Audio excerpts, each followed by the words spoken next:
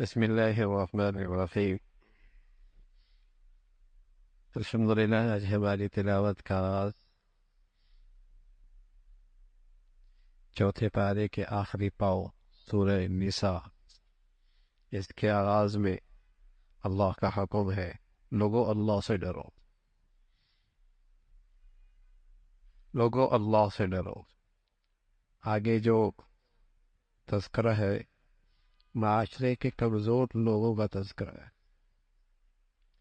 جن کے حقوق ادا کرنا اور جن کے ساتھ عدل و انصاف سے کام لینا اور جن کی ذمہ داری صحیح اور صحیح طور پہ بجا لا دینا خوف خدا کے بغیر ممکن نہیں۔ اللہ کا خوف ہوگا تب ان کمزور طبقے کے ساتھ بھی انصاف ہوگا، ان کی حقوق کی ادائیگی ہوگی، ان کی ذمہ داریاں صحیح طور پہ بجا لائی جائے گی۔ ان میں یتیم ہیں، ایسا نہ کرنا اچھا مال اپنے پورے مال سے تبدیل کر دو۔ بچیوں کے وراثت کا معاملہ ہے، عورت کے حقوق کا معاملہ ہے۔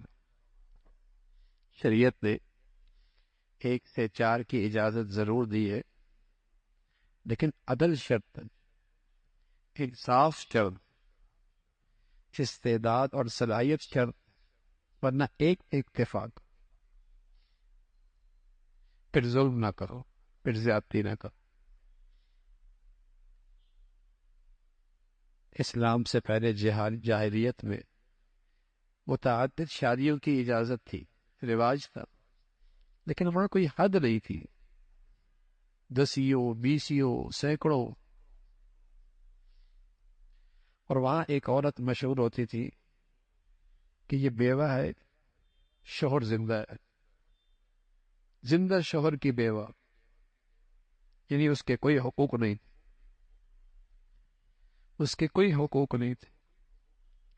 اسلام نے 1 سے زائد کی اجازت دی، لیکن شرط لگائی عدل کی، انصاف کی، اور اس کی حد بھی مقرر فرمائی، ورنہ پھر ایک پر اکتفا کرو، اور جب شادی کرو تو اس کا مہر دو جو مقرر کیا ہے، نہیں تو کل قیامت میں مقروض اٹھو گے، ان کا قرض دو۔ یتیموں کے مال میں اس بات کا خیال رکھو، مال اللہ کی ایک نعمت ہے، اگر معصوم بچے ہیں تو ان کی سمجھ بوجھ کے بغیر ان کے پیسہ ان کے حوالے نہ کرو۔ یتیم کا مال کھانا ایسا ہے جیسے پیٹ میں آگ بھرنا۔ پھر وراثت کی تفصیلی احکامات آئے۔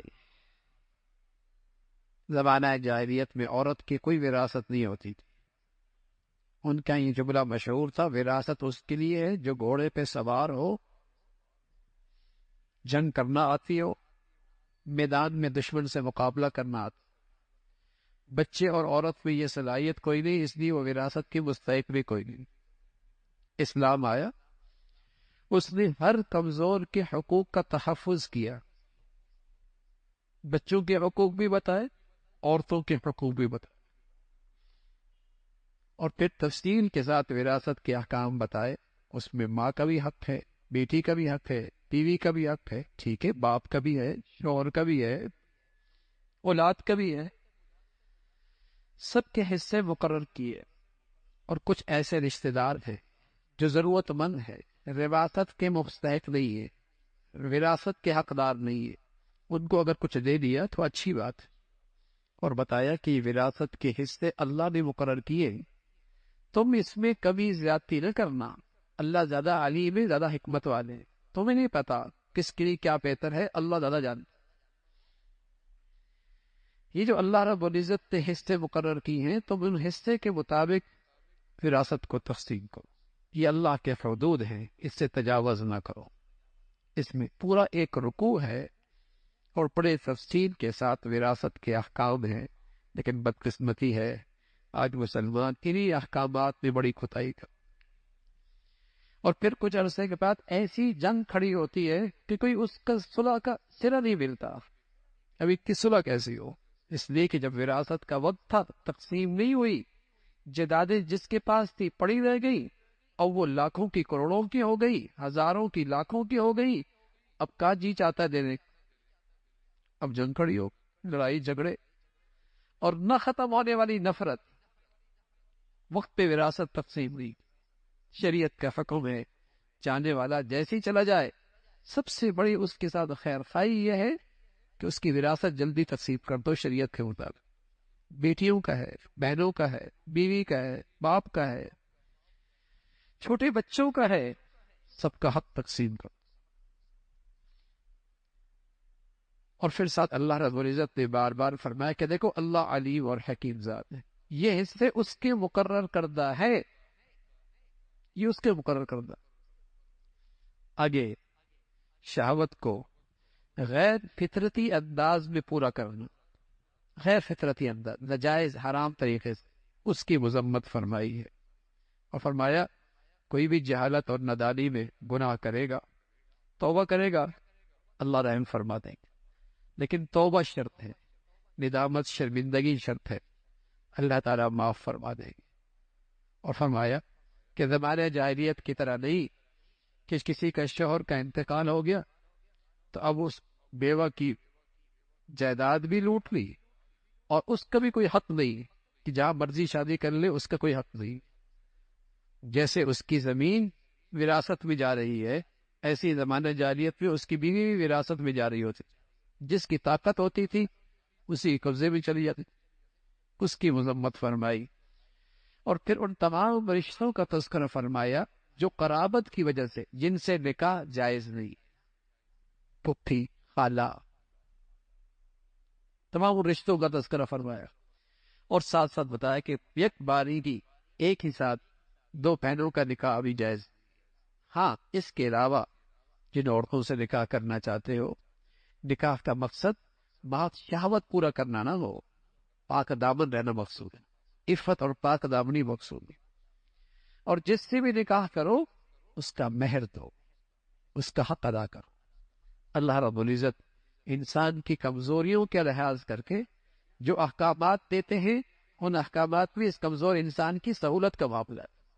یہ کہا نا کہ حرام نہ کرو، حلال کر لو، یہ تو نہیں کہا کہ پینا ہی نہیں ہے، اور یہ تو نہیں کہا کہ پہننا ہی نہیں ہے، یہ تو نہیں کہا کہ کھانا ہی نہیں ہے، اور یہ تو نہیں کہا کہ عورت کے قریب ہی نہیں جانا، کہا جاؤ لیکن حلال طریقے، کھاؤ حلال طریقے، پیو حلال طریقے، تمیز سکھائی، مہذب بنایا، چھپایا نہیں بنایا، جانور نہیں بنایا کہ جدھر چاہے منہ مار لے۔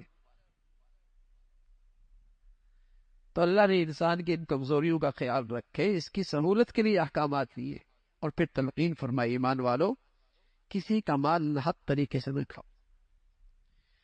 اور جس طریقے سے ناحق مال کھانا غلط ہے، ایسا اپنا مال بھی ناحق جگہوں پہ خرچ کرنا بھی حرام ہے۔ جیسے کسی کا ناحق مال کھانا برا ہے، ایسے ہی اپنا مال ناحق جگہوں پہ خرچ کرنا بھی حرام ہے۔ یہ نہیں کہ مال آ گیا جہاں مرضی خرچ کر دو، کل قیامت پہ پوچھو گی۔ ایک سوال تو یہ ہوگا کمایا کہاں سے، دوسرا سوال یہ بھی ہوگا خرچ کہاں کیا ہے۔ بات یہاں تک کافی نہیں کہ خرچ کمانا صحیح ہو، اگلی بات بھی ضروری ہے کہ خرچ کرنا بھی ٹھیک، گناہوں کی جگہوں پر تو نہیں ہے، نام و نمود کے لیے تو نہیں ہے، رسم و رواج کے لیے تو نہیں ہے، ریا اور نام و نمود کے لیے تو نہیں ہے، تمہاری دولت سے گناہ تو نہیں پھیل رہے، گناہوں کی اشاعت اور ترقی تو نہیں ہو رہی، خرچ کرنا بھی دیکھ لو۔ اس کا ذکر فرمایا، فرمایا ہاں چھوٹے گناہ نیکیوں سے معاف ہو جاتے، چھوٹے چھوٹے گناہ نیکیوں سے ہی معاف ہو جاتے ہیں، لیکن کبیرہ گناہ کے لیے توبہ شرط، توبہ ضرور۔ گھر کی زندگی بڑی اہم زندگی، گھر کی زندگی بڑی اہم زندگی، پورا معاشرے کی پہلی اکائی گھر کی زندگی ہوتی ہے، اس کا ایک سربراہ ہوتا ہے، وہ سربراہ مرد ہے، وہ سربراہ مرد ہے، اس لیے کہ مرد کی ذمہ داری ہے نان نفقہ، اس عورت کی ضروریات کی ذمہ داری مرد پر ہے، نان نفقہ، جو خود کھائے اسے کھلائے، جو خود پہنے اسے پہنائے، جیسے اپنی ضروریات کا خیال رکھتا ہے اس کی ضروریات کا بھی خیال رکھتا ہے، اس کو ذمہ دار بنایا ہے۔ ذمہ دار کا مطلب یہ نہیں کہ حکمران ہو گیا وہ رعایا ہو گئی، نہ مطلب یہ ہے کہ زندگی تو محبت کے ساتھ رہے، باہمی اعتماد کے ساتھ ہو، لیکن ظاہر ہے کسی بھی جگہ کا کوئی ذمہ دار نہیں ہوگا تو وہاں معاملے چوپٹ ہو جائے گا، نظام خراب ہو جائے گا۔ ذمہ داری اس کی سپرد ہے، نان نفقہ اس کے ذمہ ہے، گھر کا ذمہ دار بھی یہی ہے۔ پھر تلقین فرمائی کہ اگر آپس میں انبن ہو جائے تو اس کی تربیت کے طریقے ہیں، بستر الگ کر دو، اسے سمجھا دو، تنبیہ کر دو، اور گھر کا معاملہ گھر تک رہنے دو، عدالتیں میں نہ جاؤ، دونوں خاندانوں کے بڑے مل کر بیٹھ کر بات کریں، بات سڑکوں پہ نہ جائے، بازاروں میں نہ جائے۔ اور اگر دونوں خاندانوں کے بڑے گھر جوڑنا چاہیں گے تو اللہ رب العزت فضل فرمائیں گے، گھر جڑ جائے گا۔ پھر تلقین فرمائی، حقوق کا تذکرہ فرمایا سب سے پہلا حق اللہ کا ہے، اللہ کی وحدانیت، اللہ کی عظمت، پہلا حق اللہ کا۔ پھر والدین کا حقوق، اسی طرح پھر پڑوسی کا حقوق ہے، قریب والا پڑوسی، دور کا پڑوسی، مسکین، محتاج، سب کی مدد کرو، اس کا تذکرہ فرمایا۔ اس لیے کہ جب معاشرے میں خیر خواہی ہوگی نا تب معاشرہ محبت سے جڑے گا نا۔ اور جہاں مزاج معاشرے کا یہ بن جائے کہ میاں نفع اٹھاؤ، فائدہ اٹھاؤ، بس پھر معاشرہ کیسے محبت سے جڑے گا؟ اگر معاشرے کی ذہنیت یہ ہو گئی کہ بس میاں میرا نفع کس میں، میرا فائدہ کس میں، تو معاشرہ تو نفرتوں کا شکار ہو جائے گا۔ معاشرہ اس وقت جڑتا ہے جب معاشرے میں ایک دوسرے کی خیر خواہی کے جذبے ہو، بھلائی کے جذبے، اس کا تذکرہ فرمایا۔ پھر شراب خوری کے بارے میں، شراب کی پی کے بارے میں ذہن سازی کی گئی کہ نشے کی حالت میں نماز کے قریب مت جاؤ، وَلَا تَقْرَبُوا الصَّلَاةَ۔ اب قرآن کی کوئی آیت چھوٹی سی پڑھ کے کہہ دینی ہے قرآن میں نماز کے قریب مت جاؤ، اگلی بات بھی تو ہے وَأَنْتُمْ سُكَارَىٰ، نشے کی حالت میں مت جاؤ۔ یہ ذہن سازی کی جا رہی ہے، شراب کی حرمت بعد میں آئی، یہ پہلے ذہن سازی کی جا رہی ہے کہ شراب نشے کی حالت میں قریب مت جاؤ، اس کا تذکرہ فرمایا۔ پھر یہودیوں کی مذمت فرمائی، اللہ کے کلام میں تعریف کرنے والے، مسلمانوں سے حسد، کینہ، بغض رکھنے والے، ان پر اللہ کی لعنت ہے، اس کا تذکرہ فرمایا۔ پھر ایک واقعہ پیش آیا، ایک منافق اور ایک یہودی کے درمیان کسی بات پہ جھگڑا ہو گیا۔ بات فیصلے کے لیے حضور علیہ الصلوۃ والسلام کے پاس آئے۔ حضور علیہ الصلوۃ والسلام نے فیصلہ یہودی کے حق میں دیا، وہ حق پہ تھا۔ منافق مطمئن نہ ہوا، اس نے کہا عمر کے پاس جائیں گے رضی اللہ تعالیٰ۔ اس کا خیال تھا کہ عمر یہودی کا نام سنتے ہی میرے حق میں فیصلہ کر دیں گے۔ عمر کے پاس گئے، دونوں نے اپنا کیس سامنے رکھا، معاملہ سامنے رکھا۔ یہودی کہنے لگا عمر فیصلہ کرنے سے پہلے میری بات سن لو، تمہارے نبی نے فیصلہ میرے حق میں کر دیا ہے۔ عمر رضی اللہ عنہ اندر گئے، تلوار لے کے آیا اور اس منافق کی گردن اڑا دی، اور فرمایا جو اللہ کے نبی کا فیصلہ نہیں مانتا پھر اس کا فیصلہ عمر کی تلوار ہی کرے۔ منافقین نے بڑا پروپیگنڈا کیا کہ ہمارا آدمی مار دیا، اس لیے کہ نام نہاد مسلمان تو تھا نا، بہروپیہ تھا، بہروپیہ، اندر کفر تھا، مسلمان بنا ہوا تھا۔ قرآن نے عمر کی تائید میں قرآن کی آیتیں آ گئی، فرمایا وہ مسلمان نہیں ہوا کرتا جو نبی کے فیصلے کو نہ مانے، وہ مسلمان نہیں ہوا کرتا جو نبی کے فیصلے کو نہیں مانے۔ فَلَا وَرَبِّكَ لَا يُؤْمِنُونَ حَتَّى يُحَكِّمُوكَ فِيمَا شَجَرَ بَيْنَهُمْ۔ اور یہ فیصلہ صرف نبی کے زمانے کا نہیں ہے بھائی، آج بھی ہے۔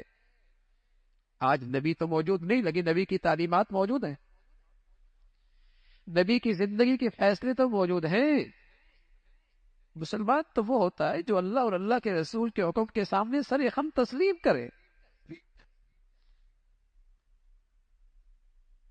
مسلمان کسی بھی نسبی برادری کا نام تو نہیں ہے نا،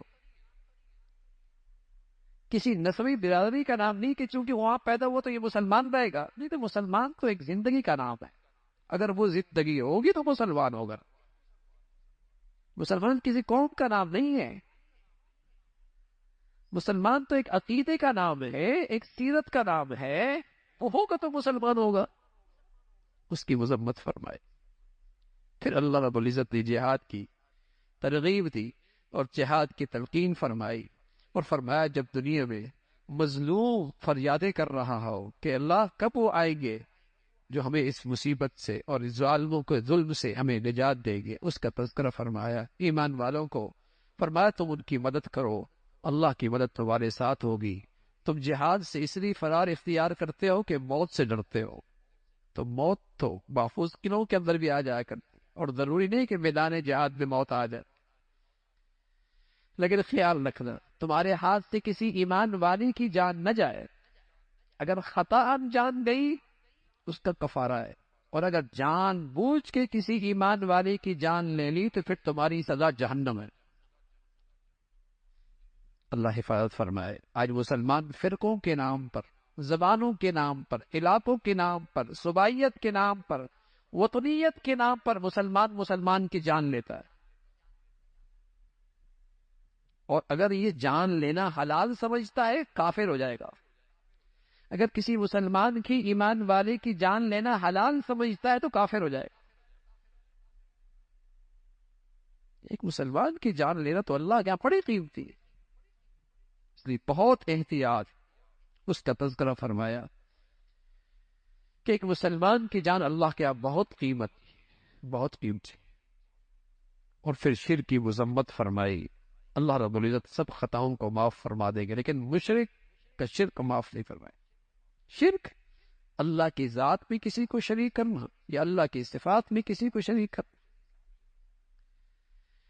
چاہے عبادت بدنی ہو، چاہے مالی ہو، چاہے زبانی ہو، جو اللہ کے لیے خاص ہے کسی اور کے لیے نہیں کر سکتے۔ آپ التحیات میں پڑھتے ہیں نا، التحیات للہ والصلوات والطیبات، تمام بدنی عبادتیں، مالی عبادتیں، زبانی عبادتیں کس کے لیے؟ خالص اللہ کے لیے۔ سجدہ صرف اللہ کا ہے، طواف صرف اللہ کے گھر کا ہے، قبر کا نہیں۔ نظر و نیاز صرف اللہ کی ہے۔ سجدہ تعظیمی کسی غیر کے لیے ناجائز، سجدہ تعظیمی ہو یا سجدہ عبادت کا کسی غیر اللہ کے لیے حرام۔ سجدہ اللہ کا حق،